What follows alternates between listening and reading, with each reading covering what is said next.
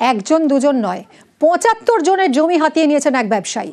ঝাড়গ্রামে চাঞ্চল্যকর অভিযোগ, জমি ফেরত পেতে এবার জেলা ভূমি রাজস্ব অফিসে বিক্ষোভ। পরে জেলা শাসকের কাছে লিখিত অভিযোগ দায়ের করা হয়।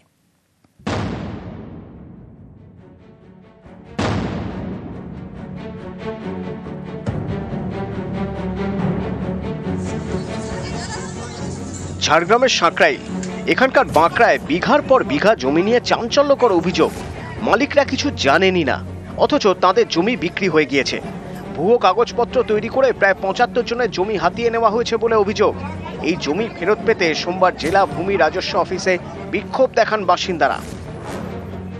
আমাদের জমি বেনামে চলে গেছে, ওই জন্য আমরা অফিসে এসেছিলাম। আমাদের কাগজ যাতে আমাদের নিজের নামেই থাকে, তার জন্য কোনো বেআইনি ভাবে কেউ কাগজ করে নিচ্ছে এই অফিস থেকে, ওই জন্য আমরা এই অফিসে এসেছি। এবং আমরা সবাই এসেছি, গ্রামের প্রায় ২৫০-২০০ লোকের জমি এদিক ওদিক করে দিয়েছে। আমি নিজে প্রত্যক্ষ বেঁচে আছি, আমার বাবা বেঁচে আছেন, বাবাকে মৃত অলরেডি ঘোষণা করে দিয়েছে। আপনারা কি করছেন?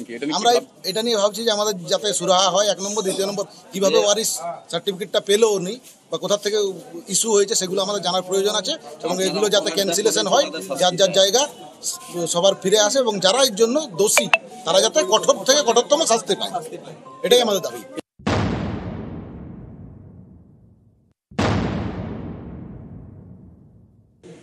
গ্রামটি বিক্রি হয়ে গেছে, এখানে তো প্রধানের ভূমিকা আছে। আমাদের যদিও লিগ্যাল হেয়ার সার্টিফিকেট নেওয়ার কথা নয়, আমরা কিন্তু লিগ্যাল হেয়ার সার্টিফিকেট গুলোরও একটা করে ডকুমেন্টস রেখে দিয়েছি। মানে এখানে প্রধানেরও একটা দায়িত্ব থাকে, এবং অবশ্যই প্রধানই তো লিগ্যাল হেয়ার সার্টিফিকেট গুলো দিচ্ছেন। আমি অভিযোগপত্র রিসিভ করে নিয়েছি, ওনাদের দেখছি আমি, এবং তদন্তের আশ্বাস দিয়েছি। আমি বলেছি যারা যারা এখানে ইনভলভ, যারা যারা এখানে যাদের গাফিলতি পাওয়া যাবে, আমি সুমোটো এফআইআর। জেলা ভূমি রাজস্ব অফিসে প্রথমে বিক্ষোভ, এরপর ঝাড়গ্রাম জেলা শাসকের কাছে লিখিত অভিযোগ জমা করা হয়।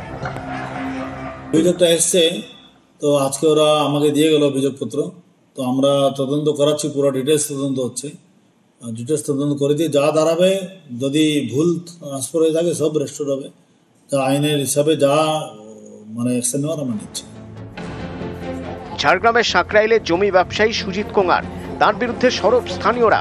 তাদের দাবি, নিজের নামে জমি কেনার ভুয়ো কাগজপত্র তৈরি করেছেন সুজিত, তারপরে সেগুলি বিক্রি করেছেন ৩টি বেসরকারি কোম্পানিকে।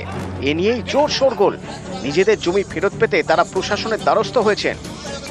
ঝাড়গ্রাম থেকে রাজু সিং, নিউজ ১৮ বাংলা।